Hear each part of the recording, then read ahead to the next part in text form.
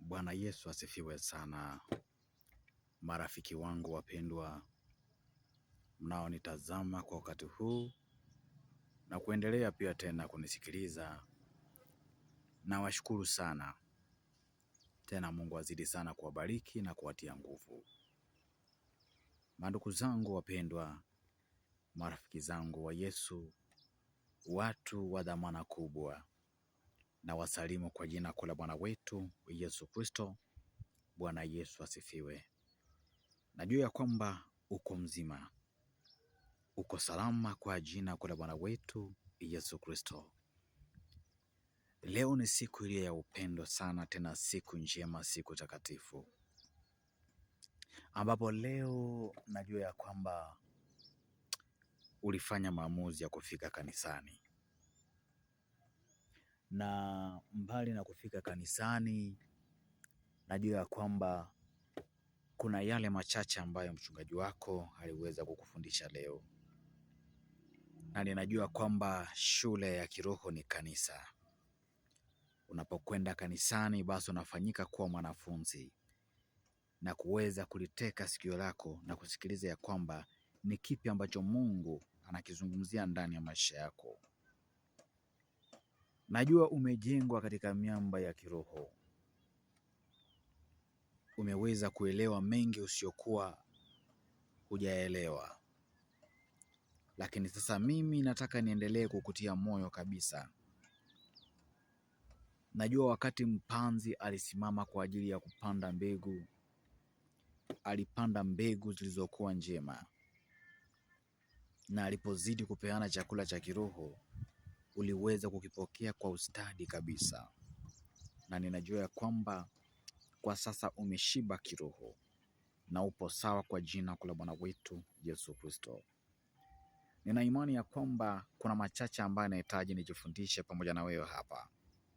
Najua umeenda kanisani, umesafishwa moyo wako, upo salama, ni moyo ambao sasa umebaki kuwa mweupe. Ulikuwa na hasira nyingi sana kwenye akili zako, lakini najua zimeisha. Najua ulikuwa umebeba mizigo mingi sana, ambapo hata nafasi ya neno la Mungu lilikuwa limekosekana ndani yako, lakini kwa sasa neno la Mungu lina nafasi ndani ya moyo wako. Ninajua ya kwamba ulikuwa umebeba maneno mengi sana ya wanadamu, lakini kwa kutokujua kwamba ulistahili tu kulibeba neno la Mwenyezi Mungu peke yake. Na hongera sana kwa ajili ya kuamua kulichukua neno la Mwenyezi Mungu na kuliweka ndani ya akili zako. Kwa sababu Mungu ndiye anayekuwezesha kwa kila jambo. Mwanadamu hawezi kukupa uzima, ila Mungu anakupa uzima usiku na mchana. Mtu husema ya kwamba binadamu siku moja atakufa, lakini Mungu hawezi kufa. Kwa hivyo unapomtegemea Mungu siku zote, basi amini ya kwamba hata ukifa bado Mungu yuko pamoja na wewe. Bado anazidi kukuinua na bado anazidi kuyafungua maisha yako ili yawe mazuri ya kupendeza. Mungu azidi sana kukuongoza, mtu wa Mungu. Uzidi sana kuongozwa na Roho Mtakatifu. Wakati unazidi kunifuata hapa TikTok ama kule sehemu zingine zote, Mungu akubariki sana. Nifuate kwa ajili ya kujifundisha mambo mazuri, wala sio mambo maovu. Nifuate kwa ajili ya kuwajenga watu wengine, wala sio kujijenga wewe peke yako. Unapolituma neno mtandaoni, tuma ukihakikisha kwamba kila mtu ataweza kubarikiwa na kuinuliwa. Liwe neno la kuwajenga watu na kuwainua watu katika malengo zao, wawe salama. Endelea kumshukuru Mwenyezi Mungu siku zote, kwa sababu Mungu anakupenda sana. Leo ningependa tuweze kuangazia jambo moja. Natumai hili jambo wengi wanalifahamu zaidi. Kuna wakati moja, naweza nikasema zaidi ya miaka 2000 iliyopita huko nyuma, wakati Yesu alikuwepo duniani, wakati bado alikuwa hajaondoka kurudi kwa Baba yake mbinguni, ambapo huko ndio kwetu. Yesu aliamua kuwaelezea wa ulimwengu ya kwamba ni bora kuliondoa jicho lako kuliko mwili wako mzima kuingia kuzimu. Ni afadhali kukipoteza kiungo kimoja kuliko mwili wako wote mzima kuishia motoni. Hapo watu wakashangaa, wakaanza kujiuliza maswali. Itakuwaje? Itakuwaje mimi niweze kuliondoa jicho langu? Eti nisipoliondoa mwili wangu basi utaweza kupotelea jehanamu? Bado walikuwa nafikiria sana. Yesu akazidi kuwaelezea kwamba ni afadhali kuukata mkono wako wa kuume uutupe mbali kabisa kuliko upoteze mwili wako mzima kwenye maisha magumu ya jehanamu. Kuna watu waliishi kujiuliza maswali, watu walibaki kujiuliza maswali kabisa. Naamini usiamini, kuna madugu zetu wengine, kuna madada zetu wengine, kuna wale ambao waliamua kutoboa macho yao, kuna wale waliamua kukata mikono zao, eti tu kwa sababu Yesu alisema ya kwamba ni lazima ulitopoe jicho lako ndiposa uweze kuingia kwenye uzima wa mbinguni.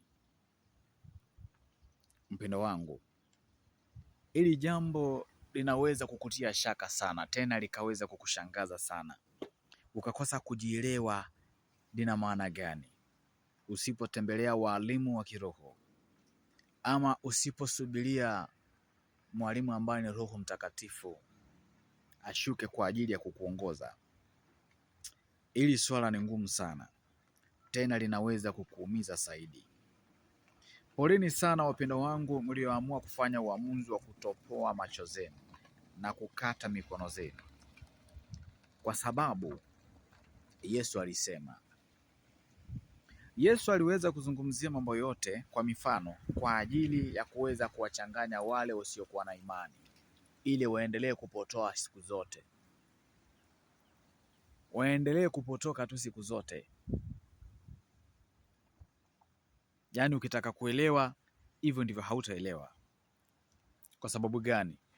Inakubidi uwe na mwalimu ambaye ni Roho Mtakatifu. Hayo macho unayatazama haya,